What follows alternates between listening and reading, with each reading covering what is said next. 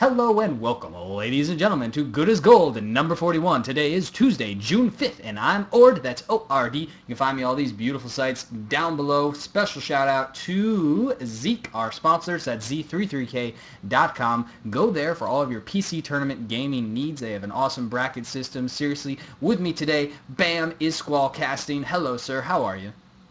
Hey everyone, I'm doing good.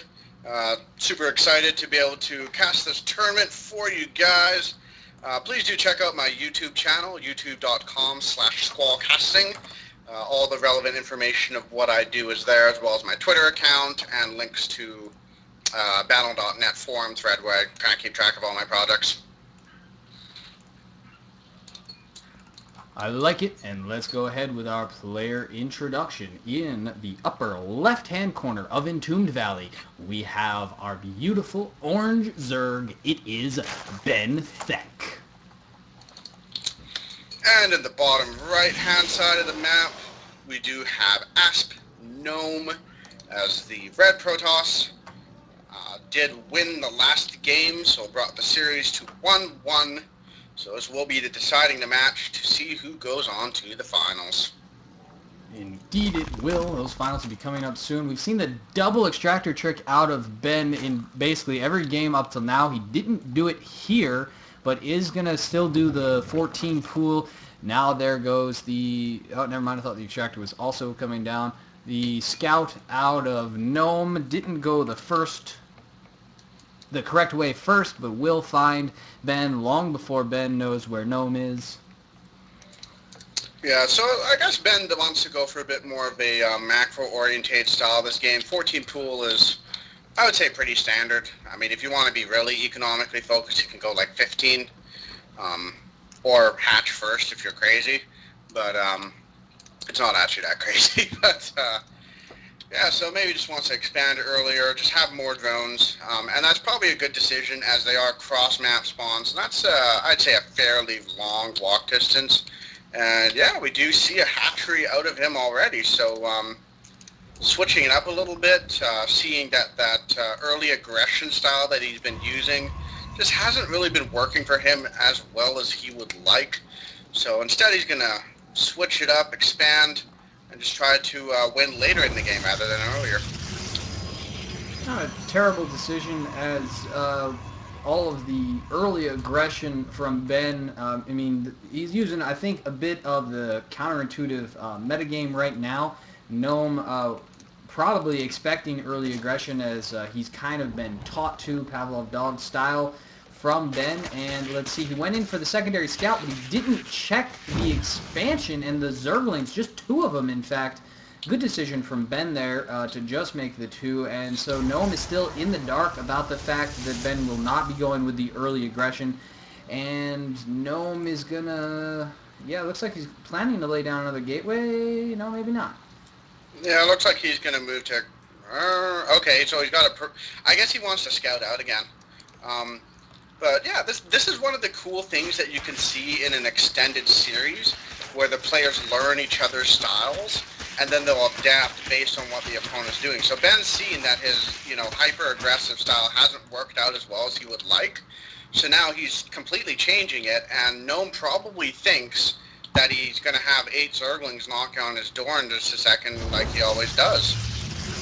Looks like he has some, yeah, he has the sentry out and that zealot in position, and he was probably hoping to also get this proxy pylon down and do a little bit of run-by action, if you will, with some zealots of his own that were warped in, but that's not going to happen. We also see no chrono going down on the cybernetics core for warp gate, and I'm not sure, he's about to have 100 saved up. Yeah, Or just forgetting. 4 gate, that's why. Make that 5 gate actually. What? Wow. Oh, yeah, 5. He's got the 1 up already, and he put 6 gate, what? Wow, that's pretty all in. Does that work? Can he do that? He will be able to support, I think, 1 cycle, and then after that it becomes inefficient. That's what my brain's telling me. That's not based on actual math, that's just kind of the intuition. Yeah, this is not going to be sustainable for any length of time. I mean, But that's true, but if Ben, like, he's going to knock down these rocks eventually. Those Zerglings they're hard at work, and I think that'll be just the right time when he's trying to set up his third, which he clearly plans to.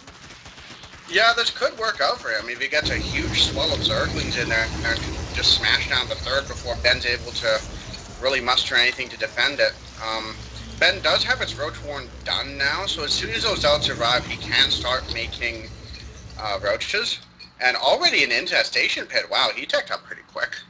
But yeah, Gnome warping stuff in now. Looks like he cut probe production and just saved up money and about to get supply blocked. I hope he throws out another pylon if he wants to do more warping in. Yeah, he definitely needs to. He's got nothing in production. Oh, he was planning to do a big warp in. It looks like he's just saving up Oh, for that. yep. Yeah, and he's going to be supply blocked in right now. So the 6 gate that maybe had a shot is just getting... Yeah, I was going to say a bad word. He's getting blocked hardcore. Yeah, And but yeah, that said, though, he still has a decent amount of stuff, and you know, at this point, if you're supply blocked and you're not going to be able to build any more anyways, you should probably just go for it now.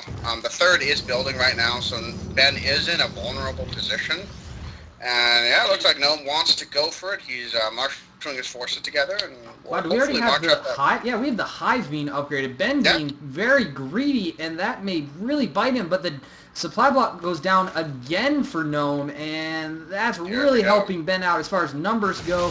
We see 2 more roaches on the way, but he definitely doesn't have enough units here to win this engagement. Good decision. Run away more. Run away, run away, run away. Now all the drones being pulled, the Queen getting involved. And yeah, this is going to work out for Ben. If only the Yeah, supply Gnome does block not was have knocked enough on down. stuff. Yeah, wow, so Gnome's kind of losing everything. Sentries are going down as well as the Stalkers, and yeah, I mean, honestly, I wouldn't be too surprised to see him just GG at this point because he knows that that third base is up. Oh no, he doesn't actually, but Yeah, he sees the he creep spread, so he can probably surmise that it's there. And, you know, 3 base Zerg against 1 base Protoss that tried for a 6 gate all-in and got supply blocked. Oh, I'm afraid that's just not going to work out for you. and did I mention, great decision by Ben pulling the drones at the moment that he did. Really great control of all of them too, because we see he only lost 4 during that entire engagement, and the whole time, basically, Gnome had a larger army. So definitely the difference there being the Queen and drone. The expansion now going down for Gnome, but again, this is a situation where Ben is double the supply of Gnome. Hopefully we see some aggression coming down soon. I don't know why we wouldn't. Okay, he's just going to drone up and wait for those ultras again. Yeah, I mean, if you're in this sort of position and you see your opponent essentially throw away an army, at the very least send your Zerglings forward and just check. You know, I mean, the odds of them having an army, you know, is pretty slim.